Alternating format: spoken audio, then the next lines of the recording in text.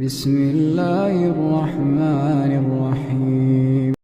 شروع اللہ کا نام لے کر جو بڑا مہربان نہایت رحم والا ہے۔ اور یہودی اور عیسائی کہتے ہیں کہ یہودیوں اور عیسائیوں کے سوا کوئی بہشت میں نہیں جانے کا۔ یہ ان لوگوں کے خیالات باطل ہیں۔ اے پیغمبر ان سے کہہ دو کہ اگر سچے ہو تو دلیل پیش کرو۔ ہاں کیوں نہیں، جو شخص اللہ کے آگے گردن جھکا دے یعنی ایمان لے آئے اور وہ نیکوکار بھی ہو تو اس کا صلہ اس کے پروردگار کے پاس ہے۔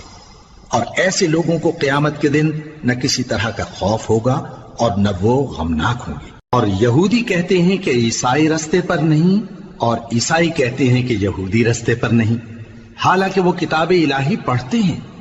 اسی طرح بالکل انہی کسی بات وہ لوگ کہتے ہیں جو کچھ نہیں جانتے یعنی مشرک۔ تو جس بات میں یہ لوگ اختلاف کر رہے ہیں اللہ قیامت کے دن اس کا ان میں فیصلہ کر دے گا۔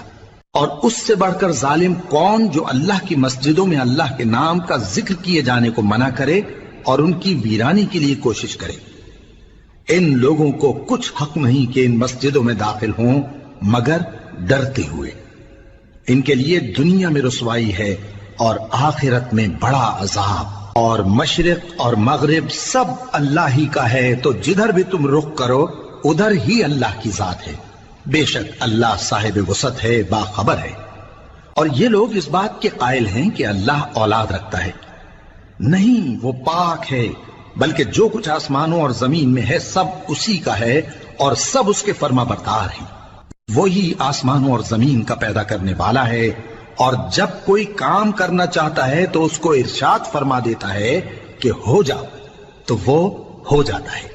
اور جو لوگ کچھ نہیں جانتے یعنی مشرک، وہ کہتے ہیں کہ اللہ ہم سے کلام کیوں نہیں کرتا یا ہمارے پاس کوئی نشانی کیوں نہیں آتی۔ اسی طرح جو لوگ ان سے پہلے تھے وہ بھی انہی کسی باتیں کیا کرتے تھے۔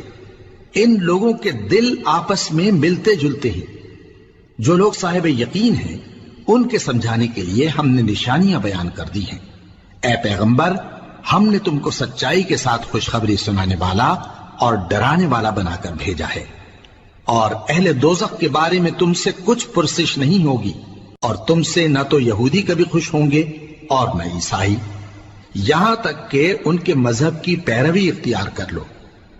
ان سے کہہ دو کہ اللہ کی ہدایت یعنی دین اسلام ہی ہدایت ہے۔ اور اے پیغمبر اگر تم اپنے پاس علم یعنی وحی الہی کے آ جانے پر بھی ان کی خواہشوں پر چلو گے تو تم کو اللہ کی پکڑ سے بچانے والا نہ کوئی دوست ہوگا نہ کوئی مددگار۔